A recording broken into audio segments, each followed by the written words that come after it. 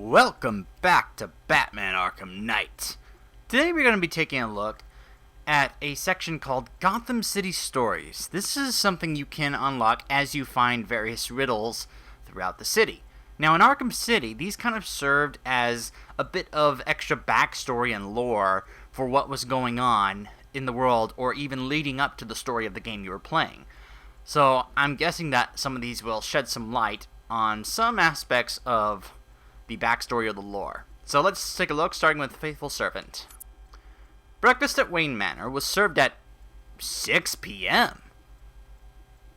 So either that's a typo, or that really is when he takes his breakfast, because he sleeps throughout the entire day. Breakfast is 6 p.m. for him, and then the night is the daytime for him. That'd be kind of funny. And traditionally consisted of an egg white omelet, a pot of black coffee, and a pair of mild painkillers, served on a small silver dish to the side of the tray. Lately, Master Bruce had taken to leaving the omelet. Today was no exception. Alfred noted, stepping out of his employer's bedroom, tray in hand. This was unlike Bruce Wayne, who would force down bloody slabs of meat when sick, rather than risk the loss of muscle mass.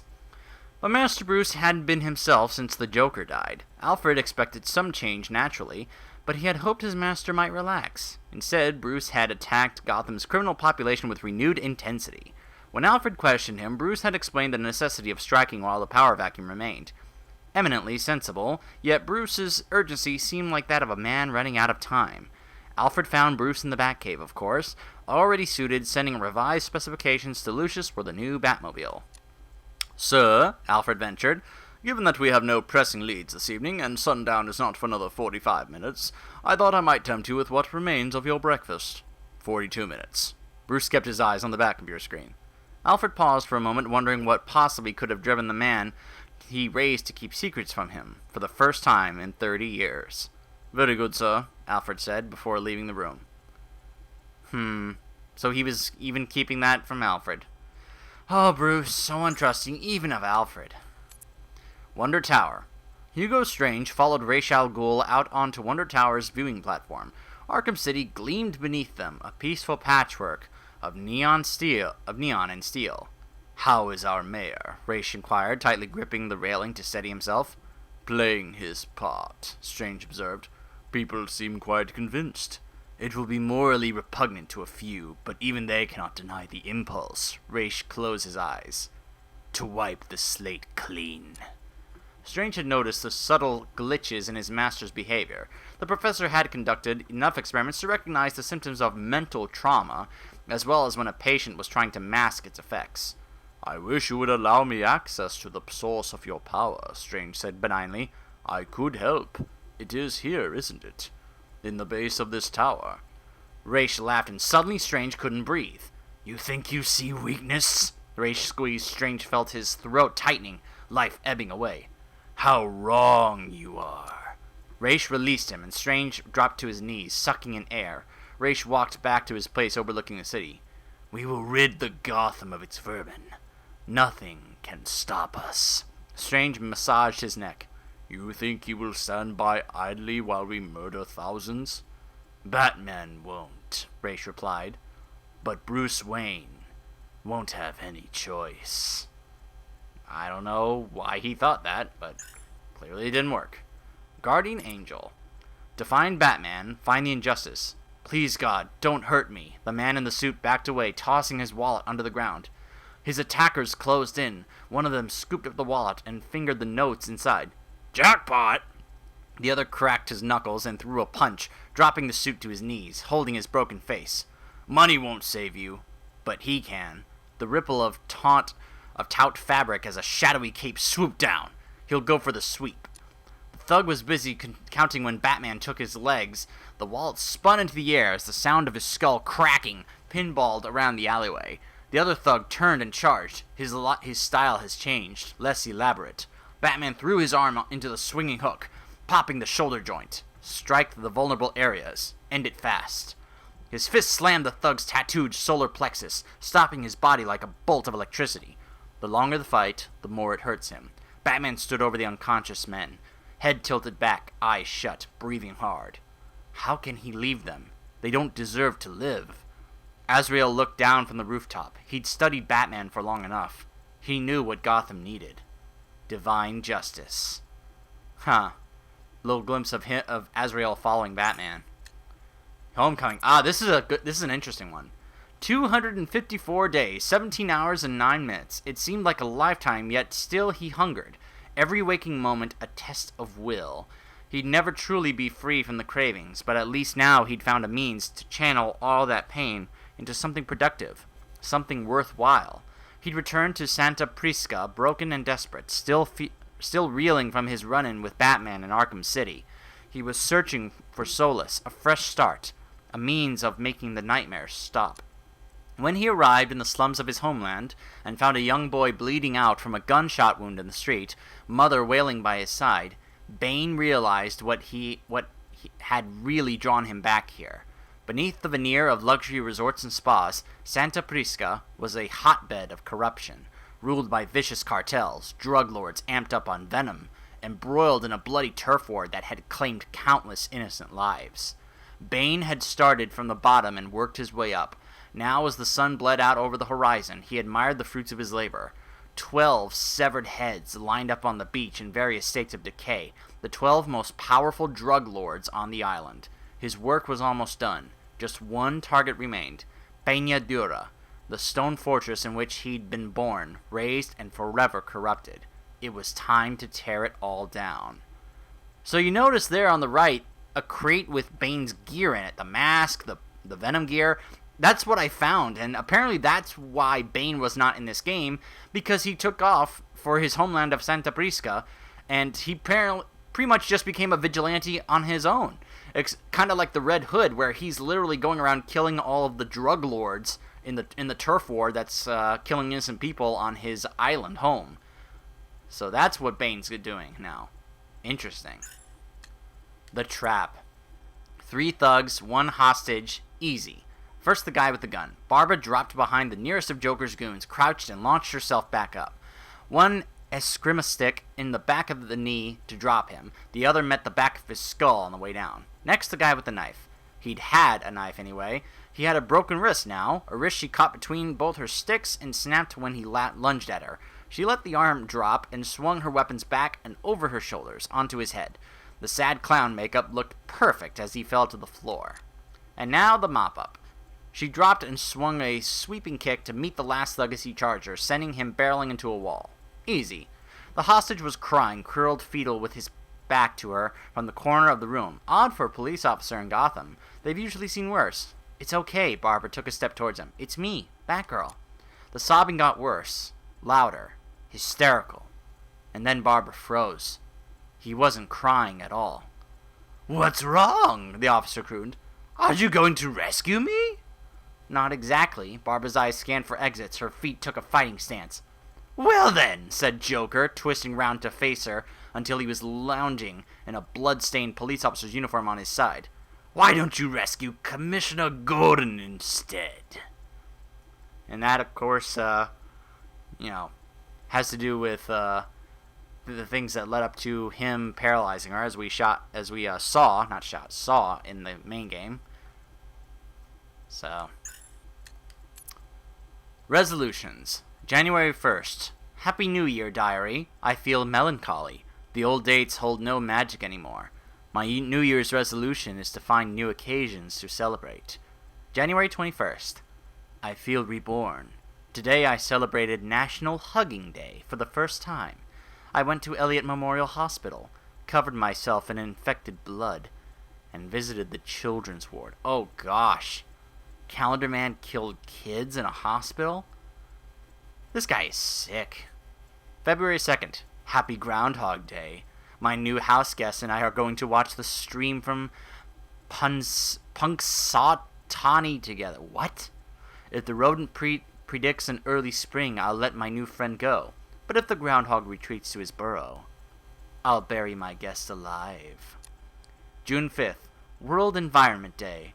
A worthy, important cause. I passed this message on to a class of school children by forcing them to drink Ace Chemicals runoff. They won't pollute now. Wow. September 19th. Dear Diary, Happy International Talk Like a Pirate Day. Today I cut off a man's leg and nailed a wooden peg in its place. He couldn't walk the plank. Very disappointing. Checked on my scurvy victim, but she wasn't ready. Next year. September 21st. Happy World Peace Day. I left bombs at the Kurosik Embassy. October 29th. Halloween tempts me. I promised Batman I would be present at his end, and All Hallows Eve is the perfect time to bid farewell to him. I will make this one exception my year of alternative celebrations. October 31st. Damn Scarecrow. Scarecrow beat him to the punch. Poison Chalice. Cash lifted the framed photo out of the box and placed it on the desk. He still remembered the day he pinned it to the inside of his locker during his first shift at the asylum. It had been with him ever since. Nice-looking family you got there, sir, the sergeant remarked, busy clearing out the previous owner's possessions from a drawer. Cash was close to telling him it was his lucky charm, but he knew the reaction he'd get. The kid didn't know how crazy things could get. He'd soon end up as superstitious as all the rest. Besides, something was telling Cash luck might not be worth a darn around here. He would be the 5th station supervisor in as many months. The others were all gone. Assassinated. Cash knew he was putting himself in the crosshairs, tempting fate, but the commissioner had asked, and he couldn't refuse a friend. The sergeant finished packing the dead man's things just as Gordon arrived. "Aaron," Jim said, offering his hand. "Didn't think I'd see you tonight," Cash replied, shaking the commissioner's hand. Gordon always came down for this part. It was the introduction. Both men stepped out of the elevator onto the roof. The bat signal illuminated the night sky. "You know," Cash said, "we have met already." "I know," Gordon said, "but it's tradition." Just another word for superstition, Cash thought. Huh. So according to this, he was now going to be the station supervisor. Nice little promotion for Cash after all he's been through in these 3 games. On the prowl. Hello, Selina. Want to find a weak link in a security system? Look for the man with a gun, especially when they're new in town. Poor guy didn't even know the first rule of Gotham, Selina mused. The mantra thugs from Bleak to the Bowery drilled into new recruits. Always look up. Well, he'd know it now. Selina dragged his unconscious body behind a dumpster and slipped through a vent into Arkham Asylum's administrative building. She was late. The meeting had started. Ended, maybe? Scarecrow's voice, sonorous yet raspy, carried along the vent like a snake slithering through dry grass. Another voice replied, young, angry, and disguised. Footsteps. Then silence. Worthless. Selina needed more. Names. Details. A date. Batman was more inclined to ignore the occasional heist when she had information he needed. And besides, it was fun having something to wield over him, seeing the pained, pleading expression on Gotham's apex predator's face when they were alone and she had the upper hand. She peeked through the vent, Scarecrow's office. No guards by the door. Good. Selina dropped down, twisting her body to land on all fours, and then an arc of electricity lashed out from the ceiling. Selina dodged it, all reflexes, and saw her attacker floating above the vent. Since when did Scarecrow have security drones? Darn it, Selina, she thought, plotting her exit over the sound of the alarm. Always look up. Cargo. The dozing soldiers snapped awake, gripped their semi-automatic rifles, and flicked the safeties off. They weren't sure what it was that had them spooked. Turbulence, perhaps? The unit commander nodded towards the container, trigger-fingered, poised. The metal box was taking up most of the airship's cargo hold. It must have weighed several tons, and that wasn't including what was trapped inside, the thing these men had spent several weeks tracking through marshland on the outskirts of Gotham. Not everyone who started the mission had made it. Their ravaged bodies left behind, unceremoniously. This mission didn't exist, and now neither did they. A plainclothes agent was reading the file, holding a handkerchief to his face to try and stem the smell of rotting flesh emanating from the container. He only had words, photographs, patient history. He wouldn't get to see the creature for real. A relief. The agent looked up and spotted the panicked faces. These soldiers were tired and burnt out. Last thing he needed was any accidents. "Easy, boys," he yelled over the engine roar, slapping the metal prison. "He ain't waking up for another month." Within the container, the tranquilizer had all but worn off. The opaque membrane withdrew across the eye. The vertical slit-shaped pupils dilated. Croc was awake and wanted off this airship. So I guess that explains why Croc really wasn't seen in the game. Wasn't seen in the game, other than when we had that vision by Bruce about what would happen if Joker took over his body. The mission. Clark stood on the littered sidewalk looking up at the sign. Until now, this place had been a rumor, whispered in the dark, the deacon's mission. By the sounds of it, you had to take your bread with a little preaching. They could try, Clark thought. He wasn't that hungry. Inside, a couple dozen men had their heads down, folding up tables and unstacking towers of chairs into rows. Clark spotted a large stainless steel pot. Its lid ajar, the slit puffing steam. He made straight for it, his mouth hung open expectantly as he grabbed the lid. They wanted to clear that away. A hand fell on his shoulder and squeezed, but he told me you'd come. The voice had that benevolence only a servant of God could muster. Clark turned around. The deacon's graying hair and lined face betrayed a searing vitality. "I'd like something to eat, please." "Sir," Clark heard himself, the last and only person he addressed that way being his father. The deacon released his grip and proceeded to ladle hot soup into a bowl. "The Lord needs us strong," he proclaimed, passing it to Clark along with a spoon. The warm liquid snaked down his throat and coiled within his belly. It felt good. Better than he expected. Clark went for another spoonful. Maybe he was that hungry after all. Cheap Shot. A Close Shot with Deadshot by Jack Ryder. Are you ready, Jack?" Batman asked, looking straight at me, one eye filled with admiration, the other with respect. "I'm ready, Batman," I replied bravely. "Then let's do this, Jack." "Together," Batman said aspirely. Obviously this never happened. There's no way Batman would have ever talked to Jack Ryder like this. The Dark Knight stood up from behind our cover. Then, as we prepared to take on the deadly assassin Deadshot together, was I afraid? Dear reader, I was terrified, but I couldn't let it show. Batman needed me. Oh my gosh, wow, what a total lie he made up here. Then I saw the laser sight playing like a lover's tongue across his nipple.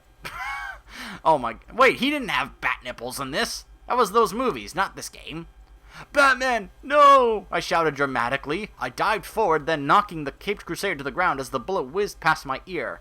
Batman was back on his feet in an instant, however. He grabbed me and pulled us both into cover behind a chimney chute in the bombed ruin of Arkham City. "What now, Jack?" Batman asked, his voice cracking slightly under the strain. I thought for a moment.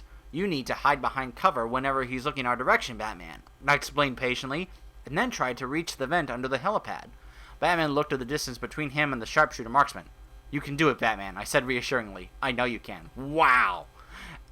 Did anyone in Gotham City actually, buy this lie?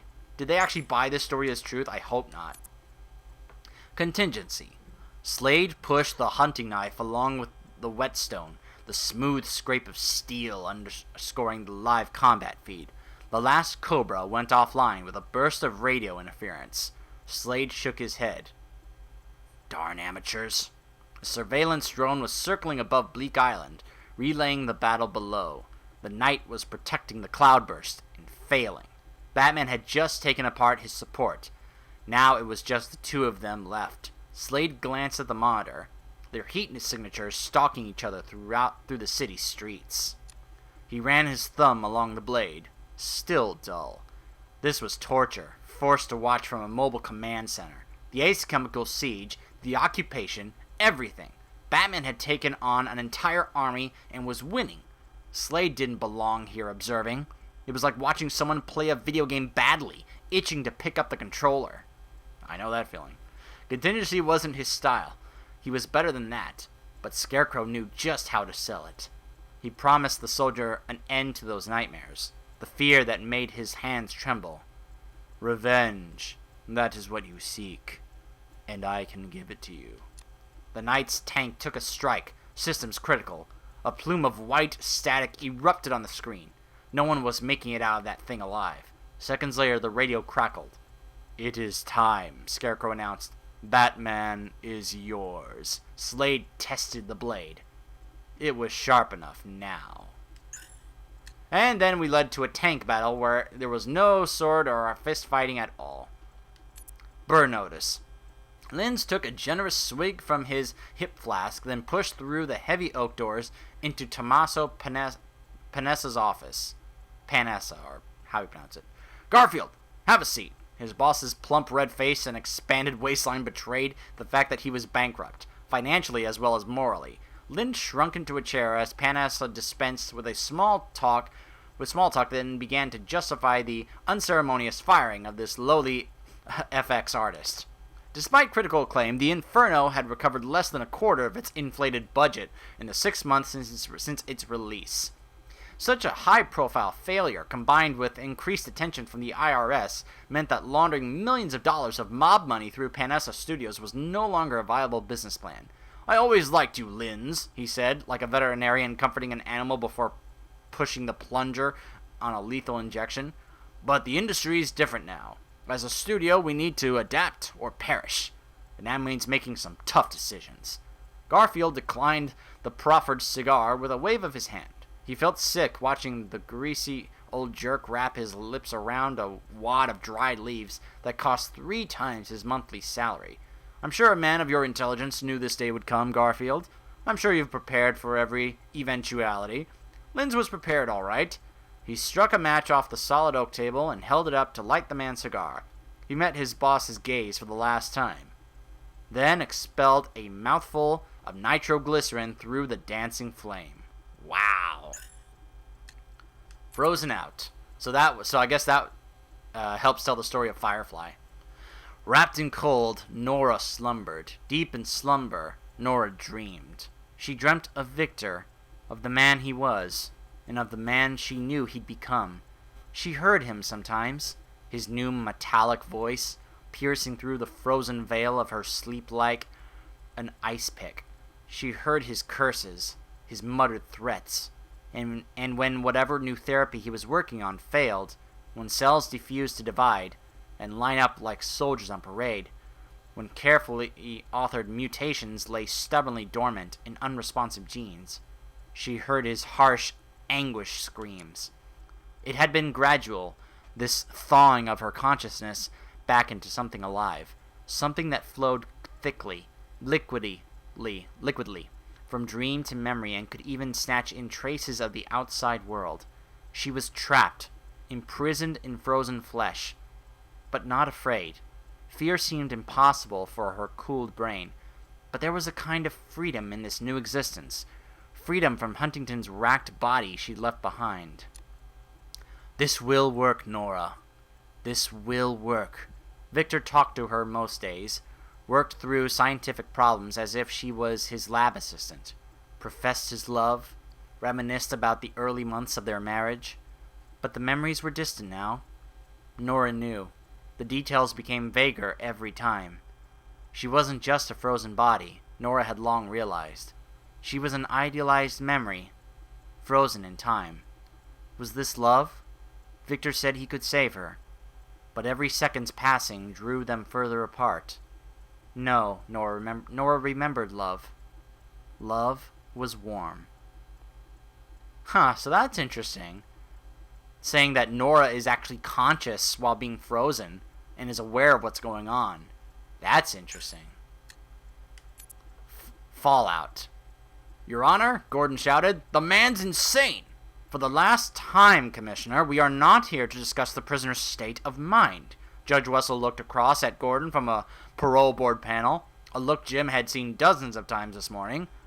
"Please," Wessel's watery eyes were saying, "don't make this harder than it is." Gordon shot a more succulent look back. To his left, the prisoner started talking. Again. "Come now, Your Honor, as slanderous as the Commissioner's comments are, he's only expressing his frustration at the farcical nature of this so-called legal proceeding. Perhaps he doesn't understand that his presence is merely for appearance's sake. You are decorative, Detective," Riddler concluded, flashing Jim a smug smile. Gordon understood all right. Thousands of prisoners, all held illegally and then nearly murdered by Hugo Strange. The inevitable class-action lawsuit had left this tedious soul-sapping exercise in its wake. Hundreds of parole hearings that only went one way. The prisoner got their freedom back, and Gordon got a signed declaration that the officer, or that the offender, promised to be on their best behavior from here on in. "Now," Riddler continued, "given that our poor commissioner must endure several hundred more of these hearings, why don't you just spare us the tedium of forcing him to reiterate the state's legally soiled case against me, and simply grant me the freedom to which I'm entitled?" The entire parole board spluttered indignantly. "Man's got a point," Gordon conceded, as he walked out the door. Gord's like, enough of this. I'm not sticking around to have to go through all this. Power play. No more of this grief crap, thought Scratch. 6 months since Joker died. Time Harley moved on. And if she couldn't move on, well, it's time the gang did. Scratch was smart, everybody said it, and he had a plan. Harley had one of her freaky Joker statues, the ones with the television set sat on the shoulders, in her room. Every night she kissed the creepy video reel of his face goodnight, right on the grinning lips. Scratch was gonna put a bomb inside it, kill Harley, and decapitate the old boss too. Nothing says put Scratch in charge like that. Harley was out. Gang war with Penguin's crew. That's all they did these days, defend instead of expand. Scratch was gonna change that, he thought, slipping into her room. Red and black, everywhere. The curtains, the carpet, the bed, like playing cards. Harley said when she handed out the new uniforms, clubs and hearts. Joker was in the corner, grinning at him. His eyes followed Scratch around the room, interrupted by occasional static. I dare you, they said, as Scratch crept up on the smiling ghost.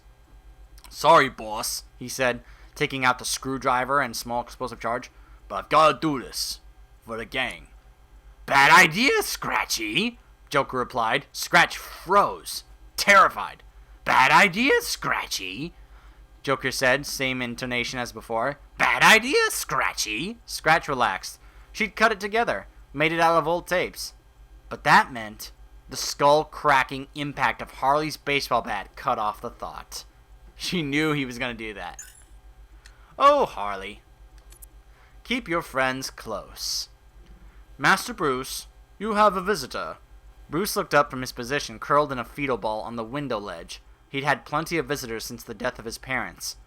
An endless stream of grown-ups who suffocated him in kindness, patting him on the head and talking in soft, patronizing voices, as if a sentence spoken at normal volume might cause the poor little orphan to detonate, like a bomb they'd rather leave undisturbed than risk having diffused. This wasn't one of those people. This was Thomas Elliot. Tommy. The blond boy pushed past Alfred before Bruce could respond. He looked at Bruce and grinned. Thank you, Alfred, Bruce said, trying to sound formal in front of his friend. Alfred coughed awkwardly before leaving the room. It was these moments, when others were around, that he and Bruce were still learning to navigate together. Alfred had reached for Bruce's hand at the funeral, only for the boy to snatch it away, embarrassed. Yet he refused to let go during the car ride home. We have to be kind to you. Tommy slumped casually down next to Bruce and fixed him with an intense stare that mirrored Bruce's own. That's what Miss Hislop said at the school. Everyone's being kind to me, Tommy. It's boring. Tommy thought about this. I wish my parents were dead, he said eventually. Then I'd be a billionaire like you. Bruce's stunned laughter echoed around the manor's empty rooms. Huh. Wallflower. Pamela stirred from her slumber and squinted at the lone orchid on her nightstand. Conventional wisdom says a Gloriosa could never survive in such dry, frigid conditions. Just as the doctors had predicted, she herself would wither and die within a month of her admittance to Seattle's General's intensive care unit. It had been almost 6, and the flower was in full bloom, while Pamela had never felt stronger or more in tune with the world around her. The orchid had been a gift from her mentor, Professor Jason Woodrue, the man who'd professed his love for her and then left her to die from a toxic cocktail of phytohormones he'd forced her to ingest in the lab they shared. Pamela's initial heartache seemed paltry in hindsight. She realized Woodrue's parting gift was far greater than even he could have imagined. The orchid spoke to her now. Ethereal whispers of a world beyond the sterile walls of a higher purpose, a new life. Pamela feigned sleep when the door opened and the handsome specialist approached the bed to check on her. She thrust out an arm, gripped the back of his neck with inhuman strength, and pulled him in close. The man was powerless to resist as she planted a deadly kiss on his lips. Timid wallflower Pamela Isley was no more. Poison ivy had arrived. And if you're wondering what that is on the right, that's what I found left over after Poison Ivy dies at that tree. And you can see it has her jacket, like, at the very bottom there. Almost like it's implying that she's gonna come back somehow, like growing like a plant or something. Just Jack. Jack Ryder's weekly column only in the Herald. Hey there, Gotham. Jack's back. I know, it's been a while, but I've been busy. Book deals, TV appearances, negotiations to syndicate this very column. Those things take time. Jack fans. Too much time, actually. And the agents never call you back, so I decided to give up on them. Besides, I already had a starring role in the televisual event of the season. Yep, that was my handsome face you saw sprouting from an immaculately tailored suit and giving evidence to the Arkham City Commission. And I just want to set the record straight. Yes, I said that Arkham City was illegal. Yes, I produced documentary evidence of prisoners being abused, degraded, forced to live in squalor and nearly killed. And yes, I said that anyone exposed to such horror should be released and generously compensated. But let's get one thing straight, Gotham. I was talking about me. I didn't need to see that crap. I shouldn't have been there. I saw one guy eating his own arm when food supplies ran low. His own arm! I mean, he didn't look like he was accustomed to hot cuisine on the other side of the wall. But me? I dine well, Gotham, and I needed therapy after. So all you losers sending me hate mail, stop it. It's not my fault all the crooks got free. I just wanted Gotham City to repay its debt to me. And I'm sure you do too. Hashtag justice for Jack Ryder. Hashtag Jack Ryder Gate. Wow. Hold on a second. Yes, a little sip of water here. All that reading is, yeah. So anyway, The Fall. Batman was wrong. He'd always been wrong about Joker. There was no madhouse qualified, no prison secure enough. Jason knew that now. After what he'd seen tonight, little arms, little legs, little heads, crudely, mockingly stitched together. He'd come straight from the kindergarten, followed a trail of innocent blood back to Arkham Asylum. Trackers switched off, Cal communications disabled. He was a ghost. Batman wouldn't find him until it was done. Weeping parents fighting over patchwork corpses. The sanatorium had been derelict for years, a burnt-out patch of dead earth on top, a forgotten warren of cells below. Good, Jason thought. He's already in the dirt. There was a moral line that Bruce had sworn never to cross. Jason would cross it for him. Jason had been watching a grief-stricken mother piece her son together when the kindergarten speaker system came to life. No, Robin, he thought. Push it down. Jason pulled back the heavy iron doors that would have once led into a laundry chute and dropped into the dark. Humpty Dumpty sat on the wall. Humpty Dumpty sat on the wall. Humpty Dumpty had a great fall, Joker sang. It was a net halfway down that caught him. It broke with his weight, sending him tumbling out of the end of the chute onto the granite floor. Jason gritted his teeth, breathed through the The first swing of the crowbar took out 2 teeth. The second broke his ankle. All the king's horses and all the king's men couldn't put Humpty together again, Joker was singing. So I guess that's when he captured him. Fixation. I do not allow him visitors, Warden Sharp spluttered angrily as Batman walked past. It's not a social call. Inside the cell, harsh fluorescent bulbs bounced their light off the sterile white padded walls. It's really you. You're here! The cell's straight-jacketed occupant flung himself onto the corner of the room until he was slobbering weeping at Batman's armored boots. I'm so glad it's you, Bats, Joker sobbed. They think I'm mad! Batman kicked upwards, flipped the maniac onto his back, and brought the foot back down to pin him there. 3 dead. All children. You've been locked up here since Blackgate. Batman pushed down, ribs cracked. Tell me how! The sudden violence, the guttural sound of Batman's roar, surprised them both. Batman backed towards the door, appalled. Suddenly freed, Joker rolled onto the floor, hysterical. I knew it! He giggled. I knew you cared! Batman drew his cape around himself, pushed the anger, the sudden self-disgust back down. You got out, Joker. How? Maybe I am mad. Joker scrambled backwards, leaned against the wall. Because it's the first I'm hearing of it. He paused then and spoke with sickeningly sincerity. I didn't kill your kitties, and you don't need excuses to drop by. When Sharp returned with security, Joker was alone, grinning ear to ear. I'm in his head, Sharpie. False dawn. Gotham's no kind of place to raise a child. Those were Ellen's first words when he told her about the promotion and transfer to GCPD. To say the move had put a strain on their marriage would be an understatement. The first few months were difficult, but gradually she'd established roots, made new friends, warmed to life in the city. Commissioner Gordon had even promised to use his influence to secure their son Tyler a place at McCallum Academy. Life was good. Then Arkham City happened. Ellen's doubts resurfaced. The honeymoon period was over. He'd convinced her to stick it out for another year. If things didn't improve, they'd move back to her family in Keystone. The promise was a gamble. He hated Keystone as much as he hated the in-laws, and at the time, Gotham looked like it was spiraling into the abyss. But now, 9 months on, as he stood with his family among a throng of tourists on the Lady of Gotham's viewing platform, he was satisfied that the gamble had paid off. There was a different feel about Gotham these days. Joker was dead, the nightmare of Arkham City was a distant memory, and crime continued to fall. Across the water, amid the glittering lanterns of Chinatown, Halloween decorations were being hoisted high above the street. "Dad, are you going to take me to the parade?" "Sorry, kiddo, Daddy has to work. But your mother will take you. Right, honey?" Ellen jabbed him in the ribs, smiling. "Whatever you say, Officer Owens." Huh. Change of heart. "More guns, Mr. Wayne?" said Lucius, eyeing the proposed specifications for the new Batmobile. They were in Lucius's office. Bruce's office, technically, though Lucius spent most time here.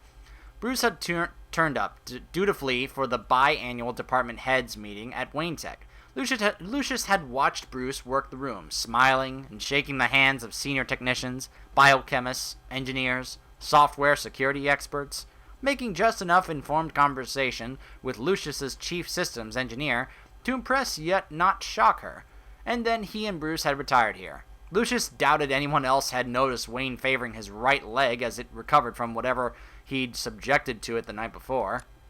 "Can you do it?" Bruce asked. All the easy charm from the meeting room was gone. It would seem like unfriendliness to a casual observer, Lucius thought, but it was the opposite. Bruce did his friends, the people he trusted, the honor of not pretending. Lucius smiled. It wouldn't be easy. Wayne Tech had been out of the arms industry for a while, could claim the guns for testing materials when he made the order. He reasoned and do all the prototyping himself, or typing alone. Why the change of heart, Mr. Wayne? Lucius, always the pragmatist, had long campaigned for a more offensively equipped Batmobile, just in case Bruce had resisted him until now. But ever since Joker died, his employer had been not aggressive exactly. Lucius couldn't quite identify the change. "Just in case," Bruce said as he left the room.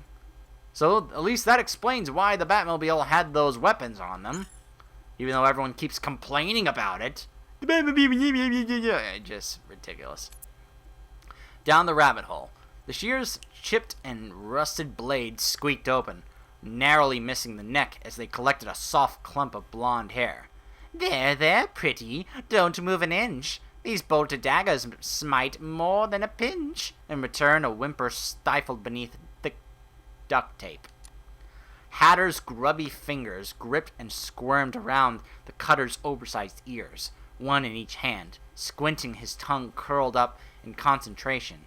A pile of butchered wigs lay tossed behind him. This was the last one, and it had to be a success. "In for a penny, in for a pound. Let's hope it's just hair that falls to the ground." Like a crocodile's bite, the shears clapped shut, followed by the thudded wobble of a stool as Hatter hopped down onto the floor to gouge his work. Frabjous! What a win now! Now for the hairs on your chinny chin chin! Hatter placed the shears down and picked up a cutthroat razor, delicately fanning out the blade as he turned to face his terrified creation, queen-like and flanked by a row of defiled mannequins. He couldn't get over how well the blue dress fit the man's slender frame, but then that was why he chose him. He'll do for now, Hatter thought, until someone better came along. Someone just like Alice. White noise. Dr. Kirk Langstrom surveyed the miracle of evolution splayed out on the table before him.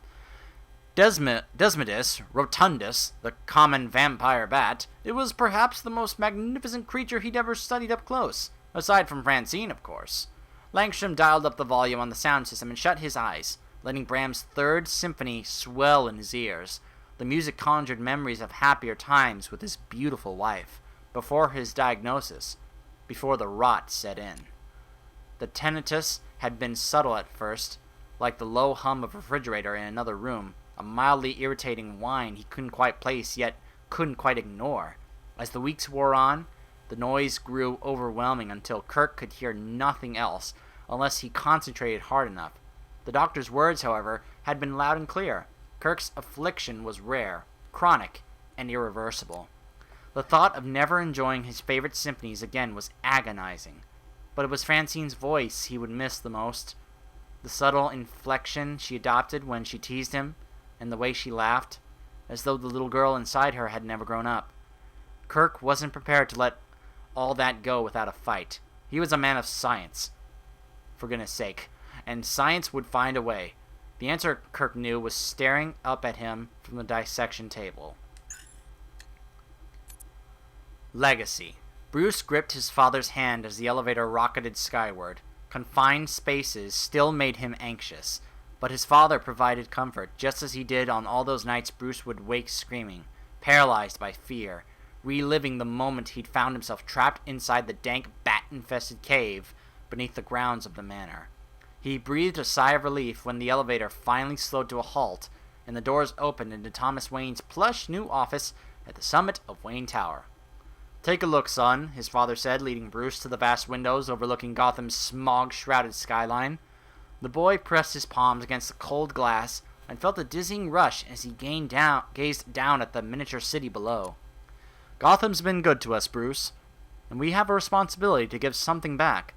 This tower is just the beginning of our legacy, a legacy I hope you'll continue long after I'm gone." Bruce looked up to meet his father's eyes. The thought of losing him had never crossed the young boy's mind. And suddenly, Bruce was back in that cave, alone, the piercing screech of bats filling his ears. Prodigal.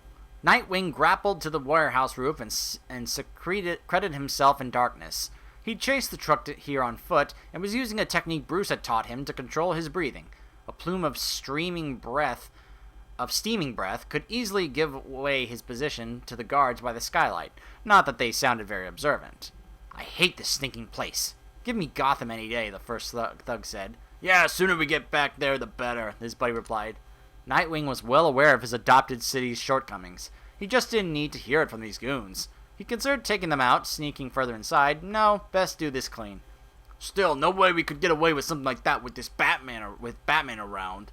What we gotta worry about here? Nightwing? He's like baby Batman." Two electrified Eskrima sticks bounced up and struck the base of both skulls, cutting their laughter short. That nerve was as raw now as the day he left the manor. Bruce had sent him away like a parent packing a teenage son off to college. He wasn't grown up yet. Not in Bruce's eyes. Looking down through the angled glass, scores of men were busy at work. Hundreds of crates, thousands of guns. The operation was bigger than he thought, and it was heading back to Gotham. "You missed this one, Bruce." This college kid was going home. So that's why he headed there. Masquerade. "Screw Dad, and screw Bruce Wayne." Barbara walked through Wayne Manor, dropping the mask and cape from her masquerade ball outfit. She would have guessed the other people would have had the bat idea, too. Not that it mattered. Whatever she wore, she'd still be 20 years younger than everybody here. Gee, she'd rather Dad started dating again than drag her to these things. At least she had her laptop, thank God. She just needed an access point that wasn't buried beneath 15 layers of paranoid rich guy encryption. The library, maybe? Barbara pulled back the huge oak door and slipped into the room, set her computer on the desk, and... Darn it! We're not all billionaires, Bruce. Some of us need to check. We haven't been outbid on that new pair of Eskrima sticks. In fact, Barbara decided, didn't rich guys like Wayne own people like her a little unauthorized net access from time to time? She used the program she'd written to crack GCPD's network. The time Dad left her sitting in an interview room during Bring Your Daughter to Work Day. It was fast. And it found hidden networks, too. Not that Bruce Wayne would need many of... Huh? Was that entrance 6? The signal was strong, close by. Even stronger than the library wireless, in fact. What the heck, Barbara thought, as she tore its defenses apart. She felt it before she heard anything. A cold gust of air as the bookcase behind her disappeared. So that's when she found the Batcave, huh? Hold on a second. Another little swig of water here.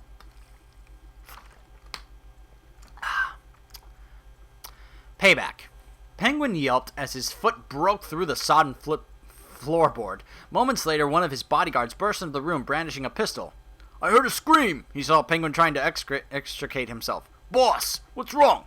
What does it look like? The bodyguard scrambled to find the words. He hoped it wasn't a trick question. Never mind, Penguin barked. Just help me. Holstering his gun, the bodyguard heaved Penguin free and started brushing the watery pulp from his trousers. Get out of it! Penguin snapped, finding his balance against the windowsill out there looming above Gotham's latest monstrosity, Wayne Plaza. This was my old man's study, Penguin proclaimed. It'd kill him if he had to see that poxy thing day and night. Cobblepot Manor had been derelict for years, left to rot. In Penguin's mind, just the way Bruce Wayne wanted it. A permanent reminder of defeat. The bodyguard was tugging at a strip of wallpaper. So I guess we wait for the compensation, huh? Not likely. Penguin scooted back to the broken floorboard, dropped to his knees, and plunged his arm into the hole. You think I'm waiting around for Gotham City to cough up? You got another thing coming. With that, he pulled out a yellowing wad of paper. The deeds to a company operating out of Bloodhaven, North Refrigeration. Penguin pocketed his ace and lit a cigar. Don't count the cobblepots out yet, Mr. Wayne. Dollatron. Mr. O'Neill staggered onto the spotlight alone, gripping a briefcase. Beyond the harsh light, the depths of the circus tent were a black void. He squinted, trying to focus. His sleep-deprived mind was playing tricks. He thought for a moment he could see an audience. Welcome, a voice boomed operatically. The spotlight shifted. There he was, the pig-masked man who'd summoned him, the professor, standing proudly behind a small boy, his blood-tinged hands finger-drumming those delicate shoulders. A pained murmur sounded from the child, muffled through a plain white face mask at its edge, a shoreline of weeping, fused flesh, his salted slug of a tongue writhing in the mouth slit. The horror wasn't unimaginable. It was there in front of him. It was fact.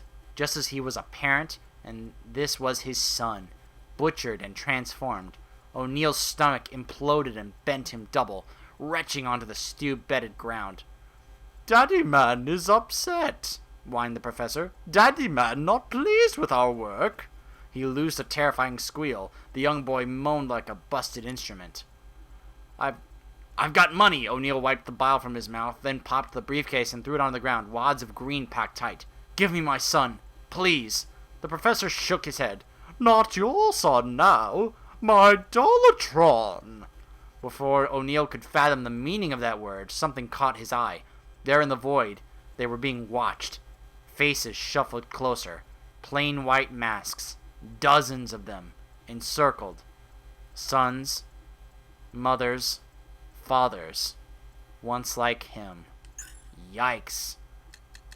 They could make a horror movie about Professor Pig. Seriously. That is some horrifying stuff. Visiting hours. Prison. The irony wasn't lost on Quincy Sharp, but that didn't mean he appreciated it. Quincy cried on the hard, cramped bed in his small, sterile cell, longing for the splendor of his city hall. He wished his master was here. Dr. Hugo Strange had awoken Quincy, lifted him to a higher state of awareness, made him mayor of Gotham. The therapy, the drugs, the loss of free will. A fair price for such a gift. In return, Quincy had defended Sharp through both trials. Defended Strange through both trials, Even now, he clutched onto Strange's remaining secrets, dear mementos of a parted friend. It's okay, Quincy, he heard Strange say. I'm here.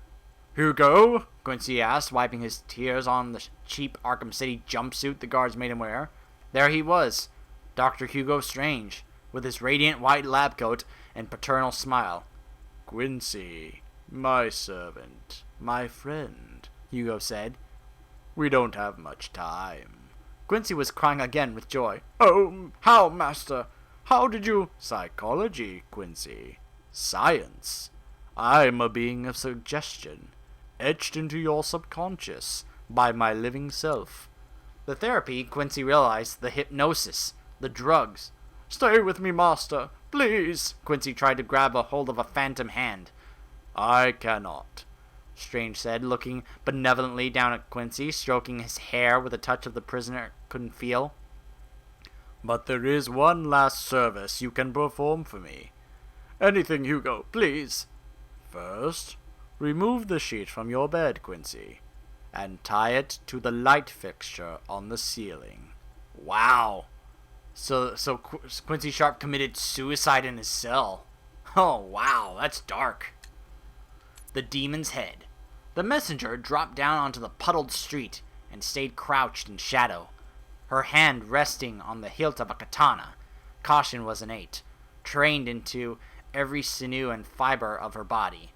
She waited for the drunken couple to stagger past and approached her canvas, a wall of decaying posters. She unfolded the stencil and held it in place. The small nozzle concealed in her wrist guard released a pressurized spray of black paint. With a few waves of her hand, the image was complete. It would join the others she had spent the night emblazoning on Gotham's walls. Most people would think it was just another work of art. They wouldn't know of the war that raged. The war to bring him back. To resurrect Ra's al Ghul. The air whistled. Instinct turned her head as a blade grazed skin and embedded itself in the center of the dripping insignia. The assassin stepped out of her throwing stance and drew a sword from her back. You openly defy the League of Assassins? The penalty is death! Wiping the blood from her cheek, the messenger faced her enemy. There is no league without him. That is the truth. Surveying her surroundings, the assassin approached. You will not find his body. What makes you think we're still looking? The messenger unsheathed her katana. The demon's head will live again. Social outcast. Why do you attack Batman? He is based. You are a Riddler deleted the email, and all the others like it, as prickly hot anger and shame squirmed through his insides. No point denying it. Hashtag Crusadergate had been a disastrous social media campaign. He couldn't understand it. It seemed the internet's idiotic and easily roused rabble could froth itself into a full fat cappuccino of frenzy over white knights, but offer it up a dark one on a plate and you get a soy latte's worth of indignation at best. Didn't they understand what Batman had done? The memories rise up like bile. Riddler is back in Arkham City. Batman places an explosive hat, Riddler's own invention, on his head, forces him to march in endless circles, thus the device detonates. It's hours before Riddler realizes the trick, that the explosives had been defused. Having borne witness to his shame. This computer was tainted now, yet Riddler paused. He still had electrical burns from the last time he'd angrily ripped 128 gigs of RAM from a motherboard. His search for a hammer concluded when another email arrived. To the owner of Enigmatic Holdings Limited. Gotham City Council hereby approves your purchase of the disused sewerage and water proceeding facilities beneath the city. It began. For the first time in months, Edward smiled. So that's how he then set up making all those racetracks. I see. Critter. Roach wrenched against his restraint and watched the beetle skitter across Scarecrow's gloved hand. He wasn't sure what made him sicker, Scarecrow's creepy new face, or the rocking of the darn cargo container they were hidden inside. Joker would find him surely. They couldn't have gone far from the steel mill. Fascinating creatures, aren't they? Scarecrow said. So small. Crane was holding a bug by one of its legs. Now, as the other 5 limbs scrabbled at the air, a wave hit the boat, and the poor thing swung back and forth. No warning colors either. He dropped the bug to the floor. It scuttled towards Roach, who fought back the urge to stamp on it. He didn't want to look afraid. Do they want their predators to fall for it? Scarecrow asked, watching another insect creep across his palm. To sink their teeth into this fragile shell? Scarecrow made a fist, crushing the insect in his hand. The beast that does so will regret it, Scarecrow explained, wiping the mashed-up insect into a glass beaker. Not through sickness or death. He added chemicals to the beaker now, muddling the mixture into a greenish-black, sludgy cocktail. but through the hallucinations this creature's toxic secretions cause, through the beating of their overworked heart, the adrenaline coursing through their bloodstream, through fear. He turned to Roach now, the beaker in one hand, a funnel in the other. My toxin failed me at Arkham. Together, we will ensure that never happens again. Lab Rat. Pyrophobia, fear of fire. Some fears make more sense than others, Alex thought, crunching his eyes shut against the flames and retreating into the furthest corner of his cell. He read a case study once, when he was sane, about a man with pharmacophobia, fear of medicine. The poor man suffered from epileptic seizures, yet refused to take his pills. Madness, counterintuitive, misfiring self-preservation instinct, rejecting the very things that preserved. But fear of fire? That made evolutionary sense. Alex comforted himself, picturing humanity's ancestors scattering across the veldt as flames licked dry grass. He wasn't mad, he was just too sensitive. His phobia was just awareness of the damage that the inferno raging in front of him could do to his delicate tissues, if it was real. Simon had summoned him, Alex remembered, accused him of betrayal, and now he was here, a test subject, meat for the grinder, brain matter for the thresher, more data for Stag. They'd stopped pumping toxin into his cell hours ago, but still the fires burned around him, a phantom wall of flame. They started closing in. Alex Sartorius screamed as the flames consumed him, screams of terror, not pain. To an outside observer, the result was slapstick, a white-coated scientist flailing at nothing. But all Alex could see was flames eating at his flesh, gnawing down to his bone. Revenant. Zach hated Mondays. He'd been working the early shift at the morgue for all of 3 weeks, and he was already starting to resemble a pallid corpse. The bourbon-induced hangover certainly wasn't helping. His stomach had been growling all morning, and it was still an hour until lunch. His bowels lurched at the thought of another plate of slop from the commissary, only this time the accompanying growl was deeper, more resonant from another place. He scanned the room for the source. The stiffs sometimes released pockets of gas when they started to decompose, pungent gifts from the afterlife. But this sound was different, almost like a word trying to be formed, trapped by shuddering lips. It was coming from one of the new cold storage units. These compartments weren't supposed to have locks, but this one had 4. They weren't usually this big, either, and they certainly didn't have Wayne Tech branding. The door swung open, and plumes of dry ice poured out around Zach's legs. As the lights flickered on, he could see the outline of a hulking corpse spread out onto the floor. It was inhumanely large, and breathing? Bore, bore, bore, bore, bore. Alright. Zach slipped on the tiles and landed hard, sending his glasses skidding across the room. Feeling with his hands, he worked his way over the huge slabs of cold muscle to the wrist, as thick as a thigh. He wiped the frost off the plastic ID tag and strained to see the name. Solomon Grundy. Like the nursery rhyme, the body shifted, its giant lungs filling with ice-cold air. The voice was rough, guttural, and angry. Born on a Monday. So, apparently, that's what had happened to Solomon Grundy after Arkham City. Bruce had him locked away, but looks like he was set free. Office romance. Robin stood at Oracle's side as they watched a 3D model of an inconspicuous blood cell rotate on the back computer's monitor. He's still showing no symptoms? Oracle asked as she delved deeper into the cell structure. Cell walls were intact, plasma healthy and clear. Nothing, Tim replied. Oracle glanced over her shoulder. Tim was staring straight ahead, arms folded. The muscle in his jaw flexed. No smile, not today. He was working hard. They both were. Gotham demanded everything of them every day. Come on, Mr. Adams, Oracle asked, fighting off a wave of exhaustion. What are you hiding? The protein channels, maybe? Tim leant in to point at the image. When he drew his arm away, his hand grazed Barbara's neck. Barbara stopped typing, caught her breath. Tim went still. The moment drew itself out, each second marked by the clock tower's mechanical heartbeat. And then Tim turned away. We can't do this. Not again. Hematology never was your strong suit, huh, Drake? Barbara joked painfully, but Tim was already gone. She sat there wondering why he didn't come back, and why she didn't try to stop him, like he must have hoped she would. But why make things harder than they had to be? Gotham came first. The job. It's the choice they made. They could turn their backs on each other, but not on that. Taking out the trash. Garbage collectors, ass pipes, sat in the Hell's Gates offices holding the stained second-hand uniform at arm's length, like a new parent with their first dirty diaper. You, completely sure about this, boss? We're sure, Dent growled from across the desk. Pipes didn't argue. It was nice Harvey speaking. You could tell, after a while, the way a group of school friends can tell the pair of identical twins among them apart.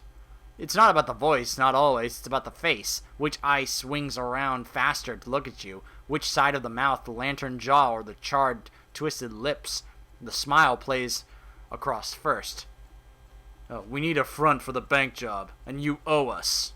All of you. The compensation claims. Arkham City had been corrupt as, has been corrupt as heck for sure. But Pipes had run-ins with enough dirty cops to know justice flowed one way in Gotham. Well, it does if you haven't got the best lawyer in the city ever saw running your class action suit from behind the scenes. I get it, boss. I do, Pipes stammered. It's just, Hell's Gate Waste Disposal and Legal Services. Really? Dent leaned forward. Pipes tried not to shudder as the weeping skin peeled from the leather chair. Trust me, Nice Harvey answered. They're one and the same in this town. Showtime. Live in 10, Vicky, her cameraman said. They had the steps to themselves. Huddles of reporters looked at her enviously over the police cordon. It was a technicality, really, but as a martial witness to Sharp's crimes, she'd given evidence at the courthouse that morning. She'd been impossible to get rid of after that. Showtime. Good evening, Gotham. I'm Vicky Vale. Behind me stands Solomon Wayne Courthouse, once part of Arkham City, today the venue in which former Mayor Quincy Sharp was acquitted of his participation in that conspiracy. I am vindicated, Sharp screamed, bursting out of the courthouse and into a bombardment of camera flashes. It was Vicky he honed in on, despite his lawyer's protests. Pleased with the not guilty verdict, Quincy? Vale asked, her voice level calm reporter tones. Oh, I'm guilty, Sharp spluttered, of maintaining order, punishing the guilty, weaning this thankless city off its reliance on vigilante justice. What about funneling weapons into Arkham City? Vale asked, on edge to her voice now. Weapons like the rocket launcher that killed my helicopter pilot and friend. Unthinkable, Sharp said, which is precisely why I was acquitted on that and all of the charges. Your journalistic objectivity has been compromised by trauma, Miss Vale. Are you sure, Quincy? Vale asked, and handing him a sheet of paper, because it looks like your signature on this requisition order. Sharp froze. The cameras kept flashing. She should have said it in court, but it was her scoop after all. Alright, last one. Scar tissue. Victor savored the familiar warmth of arterial blood splashing his face as he eased another of Penguin's lackeys into oblivion. He wiped the blade on his victim's biker jacket, then searched his own forearm for a clean plot of flesh amid the lattice work of scars and fresh incisions. It had been an eventful night, easy for me to say, and the blood loss was starting to drain Victor's energy. He'd planned to liberate just a handful of Penguin and Two-Face's men, leave the bodies in plain sight, and send a message to the Scarecrow, who seemed determined to exclude him from his plans. But when he tallied the first victim, felt the knife's cold steel, Victor knew he wouldn't be satisfied until he'd felled a dozen or more. Sirens howled in the distance, and Zaz looked up to see the sky illuminated by the symbol of a bat. It seemed Scarecrow's Halloween festivities had already begun. Instinctively, Victor's fingers traced the smooth patch of skin he was saving especially for Batman. Let Scarecrow have his fun tonight, he thought. Batman would no doubt humiliate him and the others who'd followed his farcical plan. Then Zaz would find him. That patch of skin wouldn't be smooth for long. So, that is the Gotham City stories that you can find throughout the game when you solve all the various riddles. Nice few little tidbits here and there, kind of helping bridge and explain some things about what happened between Arkham City and this game. And yeah, a nice little bits of, information on some of the characters like Solomon Grundy, on Bane, on Killer Croc, on Victor Zsasz, different characters like that. Pretty cool. At least I think so. And, yeah, we'll probably be taking a look at something else later on, like some of the audio tapes that the other ones, some of the bios have, so we can get some more information there. And, yeah, stay tuned for that.